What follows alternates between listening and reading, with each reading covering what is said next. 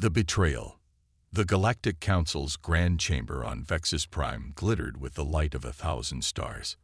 Representatives from 300 species filled the tiered seating, their voices a cacophony of clicks, whistles, and words. Admiral Elena Reyes stood tall among them, the only human in attendance. She wore her Terran Alliance uniform with pride, midnight blue with silver trim, medals of honor adorning her chest. Her presence here was hard-won, the result of 50 years of diplomatic outreach after humanity discovered faster-than-light travel. The Council recognizes Admiral Elena Reyes of Earth, announced High Chancellor Joel, his 4 eyes blinking in sequence. The chamber fell silent. "You may approach." Elena walked forward, her footsteps echoing across the polished obsidian floor. She felt the weight of 1,000 alien gazes upon her, some curious, some respectful, some filled with thinly veiled contempt. "High Chancellor, esteemed council members," Elena began, her voice steady.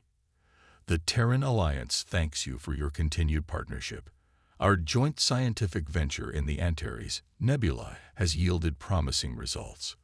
With your permission, we propose expanding our research fleet by an additional 12 vessels." Murmurs rippled through the chamber. Chancellor Joel raised a hand for silence. "Admiral Reyes, while we appreciate humanity's enthusiasm, the Council has concerns about the rapid expansion of your presence in galactic affairs. With respect, Chancellor, humanity has adhered to every treaty and regulation imposed upon us." Elena kept her tone diplomatic, though frustration simmered beneath the surface.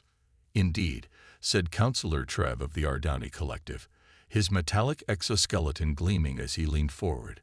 "Yet your species has advanced more in 5 decades than most civilizations do in 5 centuries. It is unsettling." Elena had heard this argument before. Humanity's unsettling rate of progress, their disturbing adaptability, their concerning ambition. After first contact 50 years ago, humanity had been welcomed cautiously into the galactic community. Now, with over 30 colonies and a fleet rivaling those of species who'd been spacefaring for millennia, that welcome was wearing thin. "The Terran Alliance seeks only peaceful coexistence and mutual progress," Elena responded. The practiced words felt hollow even to her. "Your request will be taken under advisement," Chancellor Joel concluded, effectively dismissing her. Elena bowed slightly and retreated from the chamber. In the corridor outside, her aide Lieutenant James Chen waited, his expression grim. "That bad?" he asked quietly. "Worse," Elena replied, keeping her voice low. "They're afraid of us, James, and fear makes even the most enlightened beings dangerous." What Elena couldn't know, was that in a smaller, more secluded chamber deep within the council complex, 13 representatives had already gathered. They called themselves the Security Conclave, an unofficial body with no formal recognition but immense, shadowy power. "The humans expand too quickly," said Morden Vex, the Saurian delegate. "Their colonies multiply, their fleet grows, and their technology advances at an alarming rate. They show no deference to established hierarchies," added Kai Lara of the Etheri Dominion. "They question traditions that have maintained peace for thousands of years." High Chancellor Joel, who presided over both the official council and this secret assembly, nodded gravely. "The projections are clear. Within 2 centuries, humans will outnumber the founding species combined. Their innovation curve is exponential. They cannot be controlled through conventional means." "Then we must use unconventional means," whispered Trev. "The humans must be culled before they become a greater threat." The plan they formed that day would be called Operation Guardian, a preemptive strike against humanity's major colonies and fleet installations, swift, devastating, and without warning. The Council would publicly denounce the attack, claiming rogue elements were responsible, while secretly directing the entire operation. 3 weeks later, Elena Reyes stood on the bridge of the TA's Intrepid, staring at the holographic display in horror. Distress signals flashed from a dozen human colonies simultaneously. New Eden, Proxima Colony, Horizon Base, all under attack by forces bearing Council markings, but operating outside of any declared conflict. "This can't be happening," Lieutenant Chen whispered beside her. There was no declaration of war, no ultimatum. "Get me Central Command," Elena ordered, her voice ice cold. The communication officer's face went pale. "Admiral, Earth is under assault. The sole defense grid has been compromised. We're receiving scattered transmissions only." Elena stood frozen for a moment, processing the unthinkable. Then her training took over. "All ships, battle stations. Lieutenant Chen, send emergency protocol Omega to all Terran vessels. We're activating the contingency." The contingency was a plan Elena had hoped never to use, a response to total war against humanity. Every ship not engaged in immediate defense was to withdraw to designated rallying points in uncharted space. Every colony had hidden bunkers and emergency protocols for civilian evacuation. As the Intrepid and its escort fleet prepared to jump, Elena received one last transmission from Earth. It was Admiral Tariq Hassan, head of Earth Defense Command. "Elena, they hit us everywhere at once. Council ships, Aetheri destroyers, Saurian dreadnoughts, a coordinated attack. The sole defense grid is failing. Earth will fall within hours." His face was streaked with blood. "Whatever you do, don't surrender. They want us gone, Elena. Not subjugated. Exterminated." The transmission cut out as the Intrepid jumped to hyperspace. Over the next 3 days, reports trickled in. Earth under occupation. Major colonies devastated. The Terran fleet scattered or destroyed. The Galactic Council officially expressed deep concern over the unfortunate conflict, while promising to mediate a peaceful resolution. Elena knew the truth. There would be no mediation, no peace talks. The Council had decided humanity was a threat to be eliminated. They had struck first, hoping to end the war before it began. What the Council didn't understand, couldn't understand, was that humans had survived and thrived on Earth through ice ages, plagues, world wars, and near-extinction events. Humanity had not survived for 300,000 years by surrendering when things looked grim. At the first rally point in the uncharted Helios cluster, Elena was surprised to find not just the expected survivors, but hundreds of human ships, colonial defense vessels, retrofitted mining craft, science vessels now carrying refugees and salvaged military equipment, and more were arriving daily. On the 10th day after the attack, Elena called a meeting of all ship captains and colony representatives who had escaped. They gathered in the hangar bay of the Intrepid, over 300 humans representing what remained of humanity's space presence. The Galactic Council believed they could wipe us out in a single strike, Elena said, her voice carrying across the silent bay. They thought we would panic, scatter, and fall. They were wrong. She activated a holographic display showing the galaxy, highlighting Council strongholds and the scattered remnants of human territory. "We've lost Earth for now. We've lost our major colonies, but we haven't lost what makes us human, our resilience, our ingenuity, and our refusal to go quietly into the night." Elena moved through the crowd, meeting their eyes. Civilians, soldiers, scientists, engineers, all refugees now, all warriors by necessity. The Council believes humanity is dead or dying. They expect any survivors to be running, hiding, begging for mercy. Her voice hardened. "Instead, we're going to plan, build, and fight back. And when we return, the galaxy will remember why you should never, ever corner a human." A slow, spreading determination replaced the despair in the faces before her. Humanity had been betrayed, but they were far from defeated. The Council had made a grave miscalculation. They had given humanity nothing left to lose. In the shadows of dead stars and abandoned systems, beyond the reach of Council sensors, humanity regrouped. Ships were repaired, weapons modified, strategies developed. Scientists who had once built terraforming equipment now designed weapons. Engineers who had created habitation domes now retrofitted civilian vessels for war. And deep in the heart of the fleet, Dr. Eliza Wright and her team worked tirelessly on Project Phoenix, a technology the Council had forbidden to all species, but which humans had been researching in secret for years. If it worked, it would change everything. The Council thinks they know us, Elena told her War Council 3 months after the attack. They've studied our history, our conflicts, our tactics. They believe they can predict how we'll fight. She smiled grimly. So we won't fight like humans have fought before. We'll fight like nobody has ever fought in the history of the galaxy. The Reckoning. The first sign that humanity hadn't been eradicated came 6 months after the initial attack. A Saurian supply fleet disappeared without a trace near the ruins of Proxima Colony. There were no distress calls, no debris fields, just ships there 1 minute and gone the next. 3 weeks later, an Aetheri patrol vanished in similar circumstances. Then a Council monitoring station. Then an entire Ardani battle group. In the Grand Council chamber, the atmosphere had shifted from triumphant to uneasy. These disappearances follow no logical pattern, complained Councillor Trev.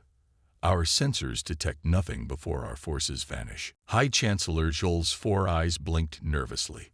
The humans were more resourceful than anticipated, but they are still just survivors, not a threat. The doors to the chamber burst open. The communications officer rushed in, protocol forgotten in his panic. Chancellor, we've received a transmission. It's being broadcast on all frequencies across Council space. The chamber's main display activated without command. The face that appeared belonged to Admiral Elena Reyes. Behind her stood other humans, their expressions resolute. Greetings, Council members, Elena said, her voice steady. You may have noticed some of your ships and stations going missing lately. Consider that just a taste of what's coming. Murmurs of alarm spread through the chamber. 6 months ago, you launched an unprovoked attack against humanity. You thought you had won. You were wrong. Elena leaned closer to the camera. We are not defeated. We are not hiding. We are coming for you. The transmission cut off, leaving the Council in stunned silence. In the following days, panic spread through Council space. Ships refused to leave port. Colonies demanded increased protection. The carefully orchestrated narrative of a surgical intervention against a dangerous human uprising crumbled as fear took hold. What the Council couldn't understand was how human ships were appearing and disappearing at will, striking with impunity, then vanishing without a trace. Their sensors detected nothing until it was too late. The answer lay with Dr. Eliza Wright and Project Phoenix. It's not true invisibility, Dr. Wright explained to the human fleet commanders gathered around her prototype. It's phase shifting. Our ships exist slightly out of sync with normal spacetime, undetectable until we choose to fully re-enter regular space. The technology had been deemed too dangerous by the Council, forbidden to all species due to its potential to upset the balance of power. Now, it had become humanity's salvation. The Council banned this research because they feared what would happen if one species gained such an advantage, Elena said, examining the modified drive core that enabled the phase shifting. They were right to be afraid. The human resistance operated from mobile bases, never staying in one location for long. Their fleet grew as they recovered and retrofitted abandoned vessels. Their tactics evolved: hit and run attacks, psychological warfare, and strategic strikes against Council infrastructure. They weren't just fighting to survive anymore. They were systematically dismantling the Council's ability to wage war. 1 year after the initial attack, humanity launched Operation Prometheus. Phase-shifted ships appeared simultaneously at 12 critical Council facilities across the galaxy. Before defenses could respond, human forces had secured the locations and the invaluable intelligence they contained. Among the captured data was the complete record of the Security Conclave's meetings, indisputable proof that the attack on humanity had been planned at the highest levels of the Galactic Council. Elena ordered the evidence broadcast across all Council and neutral worlds. The reaction was immediate and explosive. Species that had been kept in line by council authority for centuries suddenly questioned everything they'd been told. Several withdrew from council space altogether. Others demanded explanations their leaders couldn't provide. The council's unified front fractured. Some species renounced the attack on humanity and offered reparations. Others doubled down, insisting humans were too dangerous to be allowed to recover. Chancellor Jules and his inner circle retreated to Vexus Prime, the Council's capital world, protected by the largest concentration of military might in the galaxy. They believed their fortress was impregnable. They were wrong. 18 months after humanity had been betrayed, Admiral Elena Reyes stood on the bridge of the TS Phoenix, the flagship of what had once been a ragtag band of survivors and was now the most formidable fighting force the galaxy had ever seen. Around her, 500 human vessels prepared for the final assault. All ships report ready. Admiral, Lieutenant Chen, now her XO, reported. Elena nodded. Begin Operation Lazarus. Across the fleet, Dr. Wright's phase shift technology activated. The human armada vanished from normal space, reappearing moments later within Vexus Prime's defensive perimeter, behind their impenetrable shields, inside their unbreachable lines. Panic erupted across the Council's command channels as human ships materialized throughout their defensive grid. The Council fleet outnumbered the humans 3-1, but they were positioned to defend against external attack. With enemies suddenly appearing in their midst, their superior numbers became a liability as they risked firing on their own ships. "This is Admiral Elena Reyes to all Council forces," she broadcast. "Your leadership lied to you. They orchestrated an illegal attack on a Council member species. Surrender now, and you will be treated with the honor your leaders abandoned." The battle was brief but intense. Many Council ships fought to the end, but others surrendered when faced with the evidence of their leaders' treachery. The human phase-shifted vessels moved like ghosts through the conflict, impossible to track, devastating in their precision strikes. 3 hours later, Elena Reyes walked into the Grand Council chamber, now secured by human forces. Chancellor Jules and 6 other members of the security conclave sat under guard, their elaborate robes contrasting with their diminished dignity. "You've doomed us all," Jules said bitterly. "Humans were never meant to have this power. You'll destroy the balance that's kept peace for millennia." Elena studied him for a moment. "The only balance you cared about was the one that kept you in control. That ends today." In the days that followed, humanity established a new order.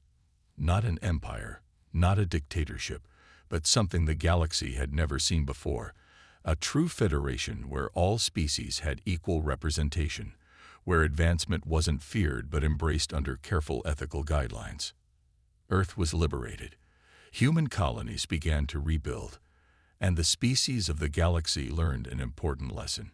Never underestimate humanity's capacity to overcome, to adapt, and to forge something new from the ashes of betrayal.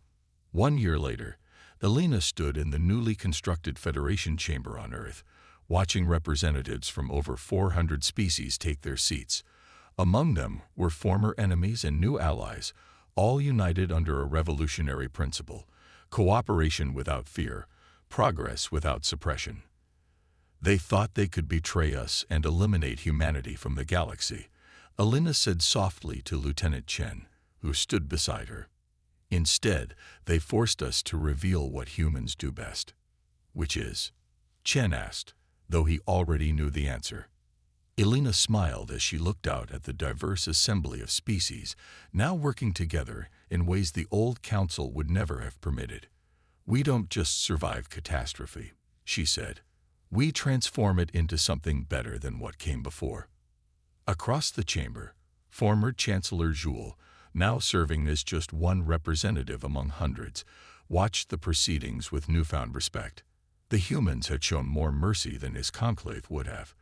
They had changed the galaxy not through domination, but through reformation. He finally understood what had made humans so different, so dangerous to the old order. It wasn't their technology, or their adaptability, or even their tenacity, though all were formidable. It was their vision, their ability to imagine a different future and then bring it into being against all odds. The galaxy would never be the same, and perhaps Joel reluctantly admitted to himself that was for the better.